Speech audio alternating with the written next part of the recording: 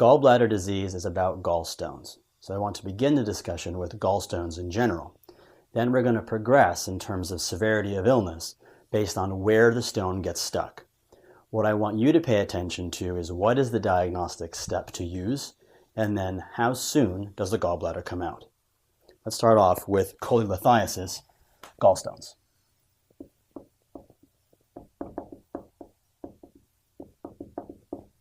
This is the system as I want you to see it. There's a liver, biliary tree, cystic duct, and the gallbladder. And in cholelithiasis, what you've got is a bunch of stones in the gallbladder. And that's it. Gallstones come from two places. Most of the time, it's mixed. But mixed with what? There are cholesterol stones, which are green, and those come from the 5 F's.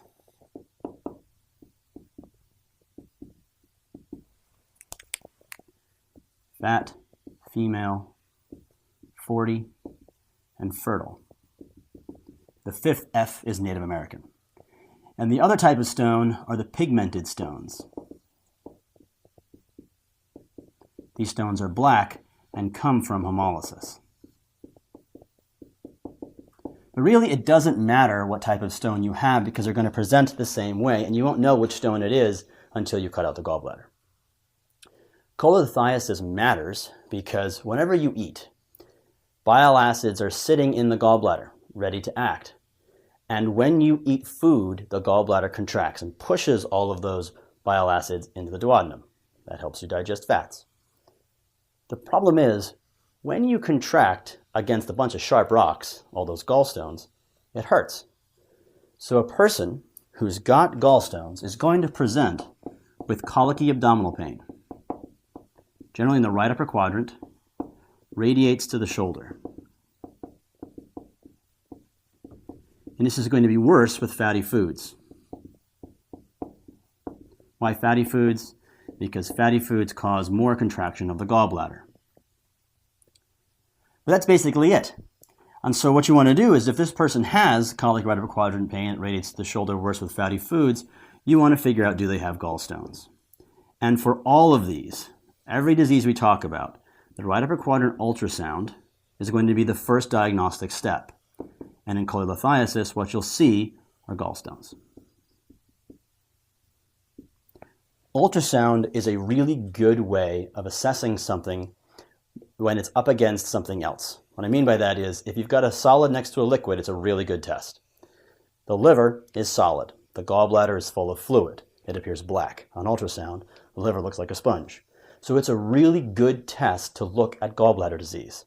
So regardless of which gallbladder disease it is, the right upper quadrant ultrasound is going to be the first test.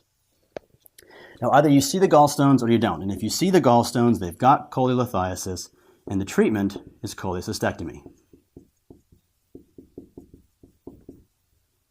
But this is done electively. That is, literally whenever the patient wants. If they're not a surgical candidate, little caveat, you can use urso, deoxycholic acid. This would be for the very old person who probably wouldn't survive the surgery. But generally, cholecystectomy is curative, and it can be done whenever you want.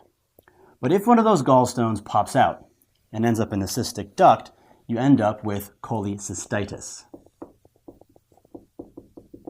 And as the name implies, itis, you've got some inflammation.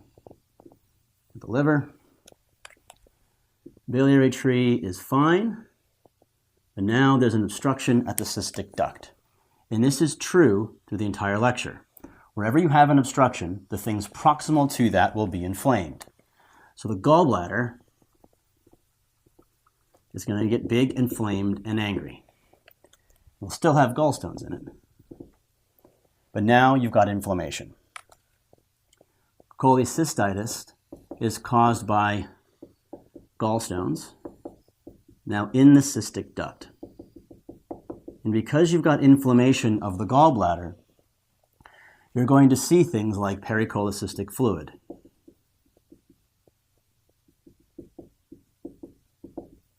a thickened gallbladder wall.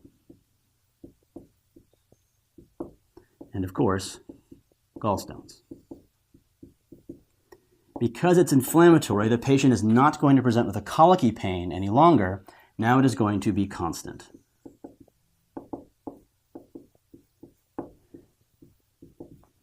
And there will be a positive Murphy sign.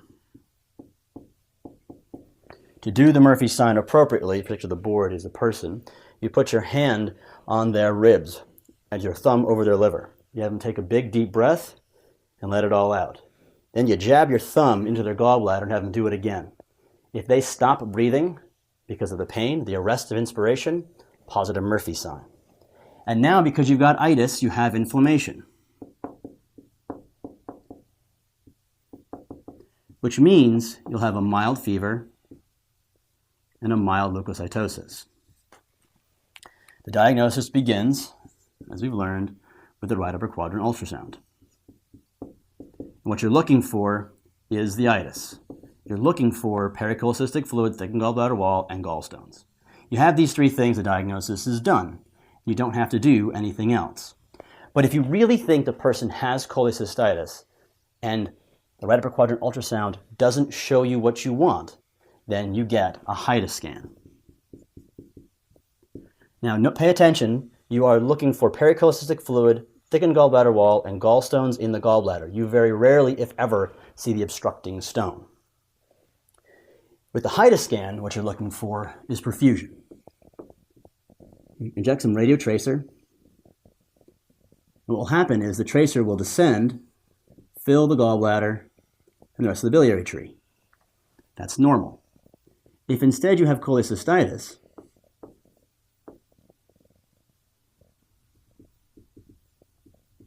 that should fill, but because you have an obstruction here, the biliary tree is going to fill without difficulty,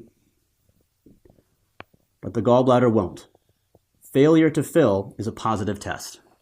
If either the right upper quadrant ultrasound or the HIDA scan is positive, you're going to treat for cholecystitis.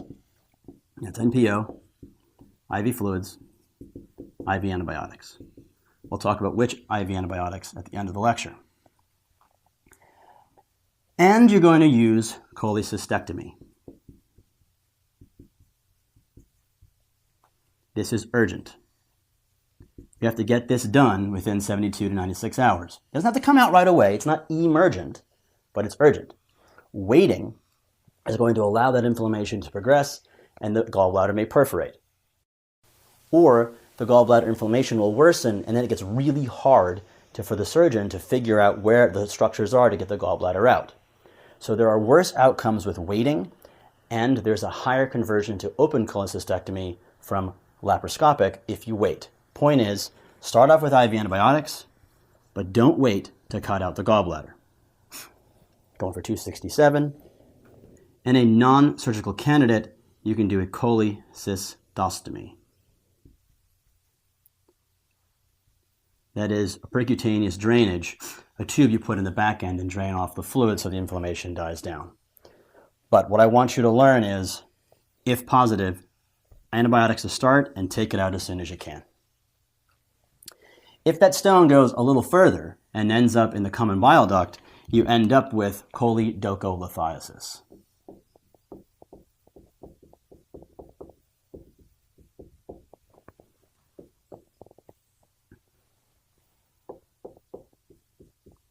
I'm showing you the pancreas. And the symptoms are going to be based on how far down the stone gets. That's the pancreatic duct, cystic duct, common bile duct. If the stone makes it down to the ampulla of Vater, remember everything proximal to the obstruction will be affected. You can get inflammation of the liver. Just showing an elevation of AST and ALT. You can get inflammation of the pancreas and get pancreatitis, gallstone pancreatitis, which will present with an elevated amylase, an elevated lipase. And because the liver continues to make bile, it is conjugating bilirubin, it is excreting conjugated bilirubin into the biliary tree, but it has nowhere to go because it's obstructed. So first, what's going to happen is you're going to get dilation of the duct. In the acute setting, it won't be that big, but it will be bigger than normal. And eventually, that bilirubin will spill back over into the blood and the patient will get jaundiced. This is caused by gallstones. And it's gallstones in the common bile duct. Now, you may have gallstone pancreatitis, and that is the second most common cause of pancreatitis. You may have a hepatitis, but you certainly will have obstructive jaundice. And that is how the patient will present. A painful jaundice is indicative of a gallstone. Now, the patient may present with the elevated AST, ALT, amylase, lipase, anorexia, the stuff that you see with hepatitis and pancreatitis. They may also have the Murphy sign.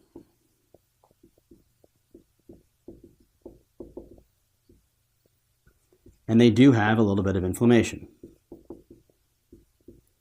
which means a mild fever and a mild leukocytosis. The diagnosis is going to be made first with the right upper quadrant ultrasound. And what you're looking for is obstruction. You want to see dilated ducts. If you don't see dilated ducts, chances are the stone's not there. Remember, you won't see an obstructing stone. If you think they've got choledocholithiasis because they have painful jaundice, that is a direct hyperbilirubinemia and right upper quadrant abdominal pain, and the ultrasound is negative, you get the MRCP. Much like in cholecystitis, where if the ultrasound didn't agree with your clinical picture, you got another test. But in this case, it's not HIDA, you use MRCP. The treatment for choledocholithiasis is ERCP. That's where you want to go. But in general, because you don't know if this person's infected or not when you first see them, because they have a little bit of fever and a little bit of leukocytosis, it is okay to make them NPO, give them fluids, and IV antibiotics. The goal is to get to ERCP. But you can also go straight to cholecystectomy. Let me give you the real-life decision you're going to have to make. A surgeon can go in and remove the gallbladder, do an intraoperative cholangiogram, and remove the stones from the back. GI can go into the mouth with a scope, down the esophagus, into the duodenum, up through the ampulla levator, do a sphincterotomy, and pull out all the stones. Then later, the surgeon goes in and does the cholecystectomy. Both work. What I want you to learn is if someone comes in with right upper quadrant ultrasound showing obstruction and painful jaundice, you get the ERCP urgently, and then you do cholecystectomy electively. Knowing that this might get reversed, the ERCP is not necessary, there's lots of permutations. What I want you to learn is ERCP now, cholecystectomy later. And as a caveat, more for the wards than the boards, you can see the ball valve effect. What might happen is the person is not rushed to ERCP. You diagnose choledocholithiasis, and the next day the liver enzymes get better and the bilirubin goes down. It means that the stone's out of the way. You may not need to go to ERCP at all. But then the next day, the enzymes are back up and the bilirubin's elevated. What's happening is that this stone is moving up and down, allowing flow, obstructing flow, allowing flow, obstructing flow. So don't be confused by the liver enzymes that go back and forth. That person still needs the ERCP. And you may encounter the situation on the wards where the person does not get an ERCP because the stone is believed to have passed spontaneously. That won't happen on your test. The reason why I'm talking so much about this is because choledocholithiasis sets us up for the most significant of these diseases, and that's cholangitis.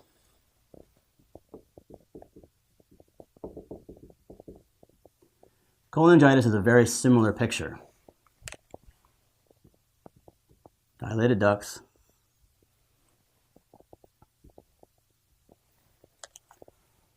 gallstones in the gallbladder, and an obstructing stone.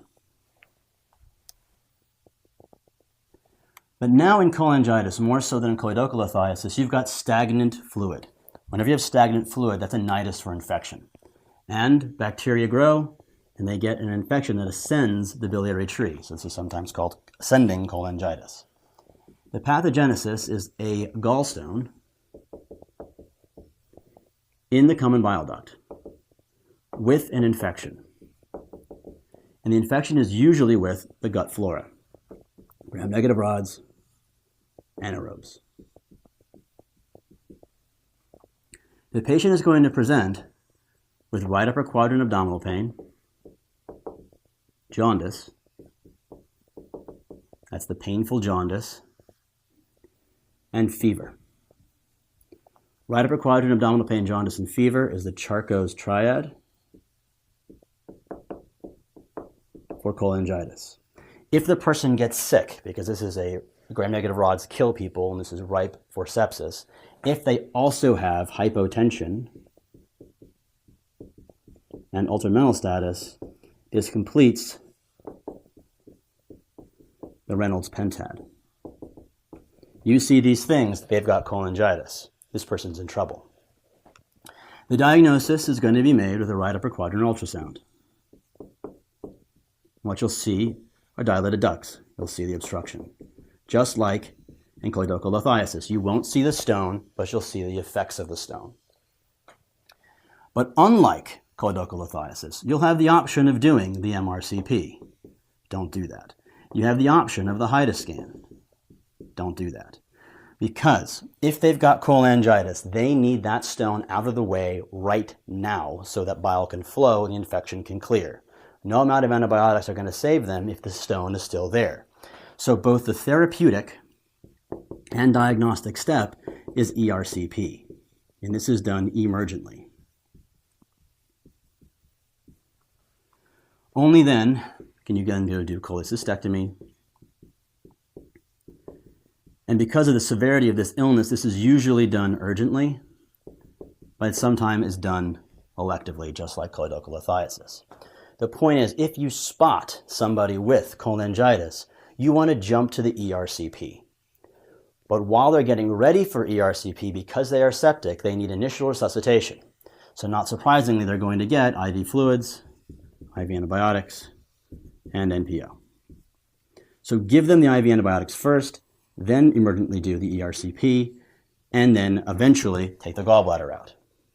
This is important though because the ERCP is needed right now. Like you give the antibiotics on the way to the endo suite. On the test, you give antibiotics. But in real life, you're going to be moving that patient to the endo suite while they're running antibiotics to get that stone out of the way. We keep saying IV antibiotics, IV antibiotics, IV antibiotics. Which IV antibiotics are we going to pick? Well, we know that in all these cases, it's the gallbladder, biliary tree, and so what you're at risk for are gram-negative rods and anaerobes, the same bugs that occur in the GI tract. There's a couple of regimens that you can use. The first is ciprofloxacin and metronidazole, gram-negatives and anaerobes. An older one that we don't really see that much anymore but still comes up on the test is ampicillin, gentamicin, and metronidazole, gram-negatives and anaerobes. The one that's going to be wrong on your test, which you're going to see all the time on the wards, is piptazo. Don't pick this because piptazo is expensive and it's the one that everyone uses. Yes, piptazo, Zosyn, covers gram-negatives and anaerobes, but it also covers gram-positives like strep. So in an antibiotic stewardship way, you are wasting a Pseudomonas treatment and you are over-covering with strep. So it'll be the wrong answer on the test, but you'll see it be done all the time in the hospital because it's easy and convenient. You should pick a better regimen, ciprofloxacin or ampicillin, gentamicin, and metronidazole. So to review, the least severe disease is choledocholithiasis, ultrasound, cut it out when you're ready. Cholecystitis, ultrasound, HIDA scan, cut it out in-house, but cover some antibiotics. Choledocholithiasis, painful jaundice, ultrasound, MRCP, get the stone out of the way with the ERCP and then cut it out eventually. Don't forget the IV antibiotics. And you give those IV antibiotics because it could be cholangitis, where the person ends up sick as shit, where they have fever, hypertension, and ultramental status in addition to the painful jaundice. This person gets the ultrasound to make sure it's a gallbladder disease, but don't wait to do the other tests. Give the antibiotics and send them to ERCP emergently, and the cholecystectomy can occur whenever it wants. The antibiotics you're going to use are gram-negative and anaerobic coverage, ciprofloxacin or ampicillin, gentamicin, and metronidazole. That's gallbladder disease.